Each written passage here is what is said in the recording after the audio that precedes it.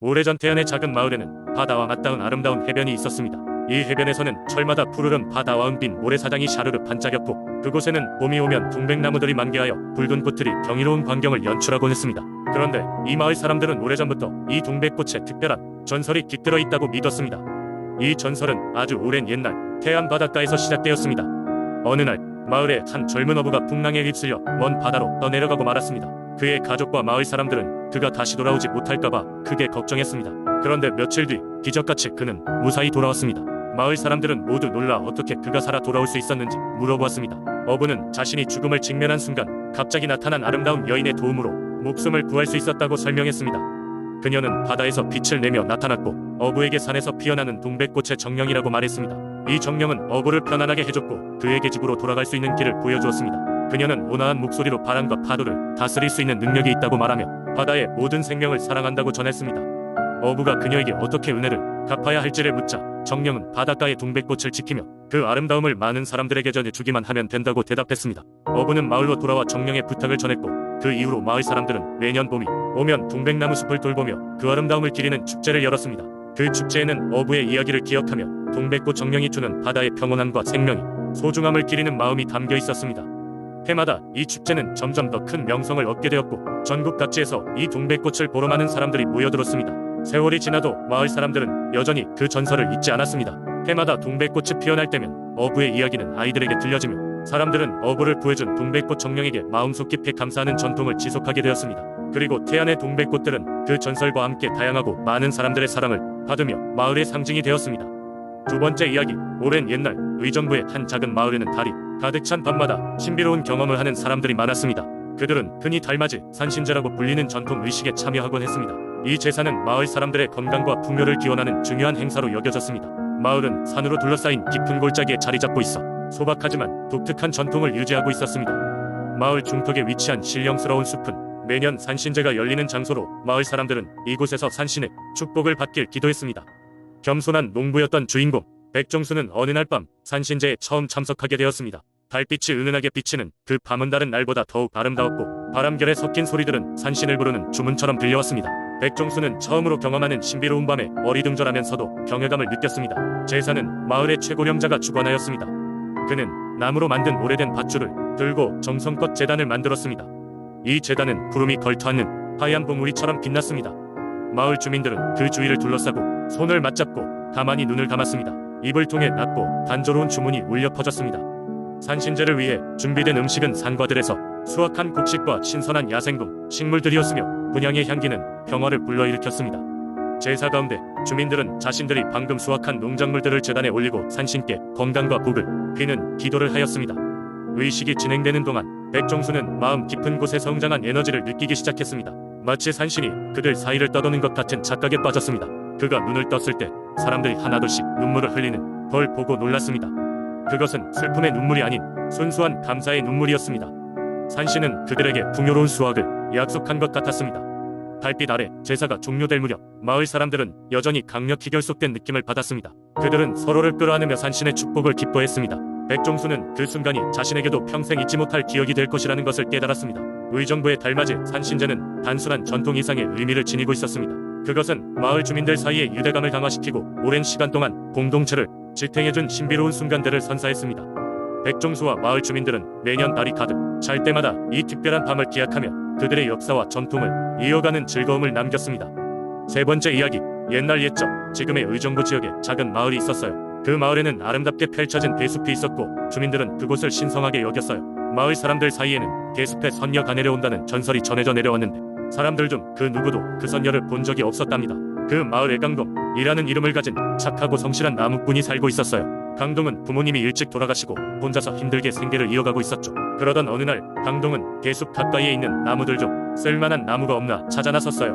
그러다 우연히 대숲 속 깊이 발길을 들이게 되었답니다. 깊숙이 들어가자 숲은 말할 수 없이 고요했고 강동은 신기하게도 마치 다른 세상에 와 있는 듯한 느낌을 받았어요. 그러던 중 강동의 눈에 들어온 것은 눈부시게 빛나는 모습의 선녀였어요. 선녀는 푸른 옷자락을 휘날리며 대숲 중심의 작은 연못에서 목욕을 하고 있었습니다. 강동은 그 모습에 넋을 잃고 한참 동안 선녀를 바라보고 있었습니다. 어쩌지 못한 채 나뭇잎의 움직임과 함께 바스락거리는 소리를 내고 말았고 그 소리에 선녀는 강동의 존재를 알아채고 말았어요. 선녀는 놀라고 당황했지만 곧 다시 마음을 가라앉히고는 강동에게 다가왔답니다. 강동은 자신이 우연히 이곳에 들어왔다며 선녀에게 용서를 구했어요. 선녀는 그 간절함과 진실함을 보고는 그를 용서해 주었지요. 둘은 그 후 가끔 대숲 속에서 만나 이야기를 나누게 되었고 그렇게 서로에 대한 연정이 싹트기 시작했습니다.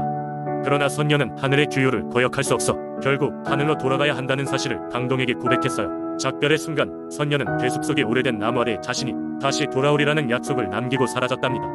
그 후로 강동은 선녀가 돌아올 나를 기다리며 대숲을 지켜왔습니다.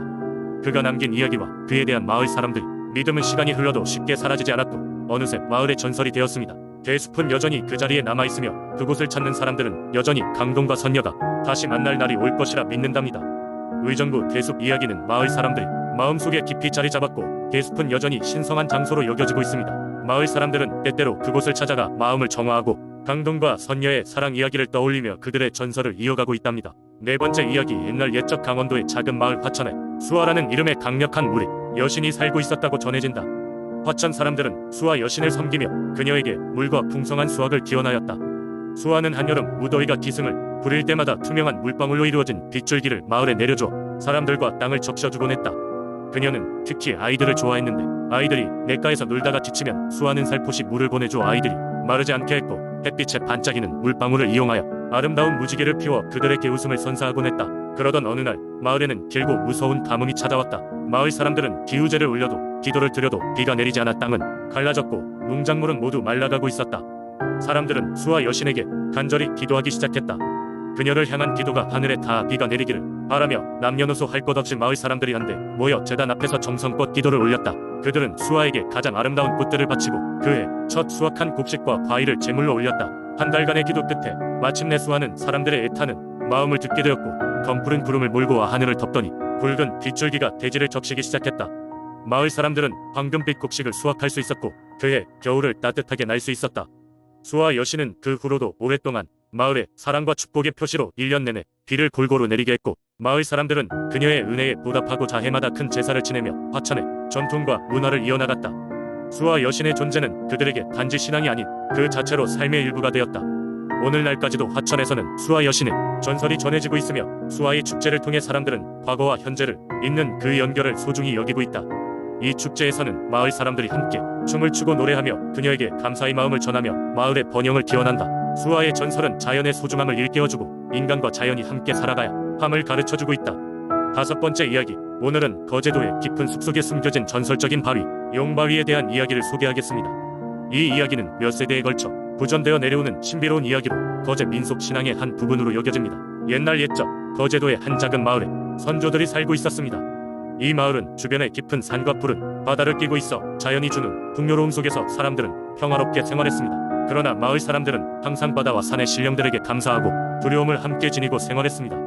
어느 해 마을에 길고 험난한 가뭄이 찾아왔습니다. 오랫동안 비가 내리지 않아 농작물은 메말라갔고 마을 사람들은 큰 고통에 시달리게 되었습니다. 마을의 장로들은 산과 바다의 신들에게 도움을 구하기 위해 매일 기도를 올렸지만 아무 소용이 없었습니다. 그러던 어느 날 마을의 한 젊은 사냥꾼이 새로운 사냥터를 찾기 위해 깊은 산속으로 들어갔습니다. 그가 산속을 헤매던 중 마침내 커다란 바위 앞에 다다랐습니다. 그 바위는 용 모양을 띠고 있었고 아침 햇살을 받아 금빛으로 빛나고 있었습니다. 이 신비로운 바위에 매료된 그는 바위 주위를 살피며 무언가 특별한 것을 발견할 수 있을 것 같다는 생각이 들었습니다. 바위 앞에 다가가 자세히 들여다보던 그는 바위 아래에 작은 샘이 흐르고 있는 것을 발견했습니다. 신기하게도 그 샘의 물은 깨끗하고 시원했으며 마치 생명의 물인 것처럼 보였습니다. 그는 그 물을 손에 담아 얼굴에 뿌리고는 목까지 죽였습니다. 순간 그의 머릿속에 한 가지 생각이 떠올랐습니다. 이 물을 마을로 가져가면 사람들이 기뻐할 것이다. 마을로 돌아와 샘의 존재를 알리고 물을 나누어준 후로 놀랍게도 마을에 비가 쏟아지기 시작했습니다. 들판에 다시 푸른 식물이 돋아났고 사람들은 비로소 한숨을 돌릴 수 있었습니다. 마을 사람들은 그 바위를 용바위라 부르며 경배하기 시작했습니다. 용바위와 그 샘물 덕분이라고 믿었기 때문입니다. 이후로도 마을에는 몇 차례 가뭄이 더 찾아왔지만 사람들은 그때마다 용바위의 샘물을 길어와 가뭄을 극복할 수 있었습니다. 사람들은 용바위가 마을을 지켜준다고 굳게 믿었고 해마다 감사의 제사를 올렸습니다. 이 전통은 아직도 거제도의 몇몇 곳에서 이어지고 있습니다. 용바위의 이야기는 거제도의 민속신앙에서 중요한 역할을 차지하고 있으며 지금도 많은 이들에게 신비로움과 경외심을 주는 전설로 남아있습니다. 그 신비한 바위를 찾아 숲을 헤매는 사람들도 여전히 많으며 그들은 용바위 앞에서 마음의 위안을 얻고 돌아가납니다.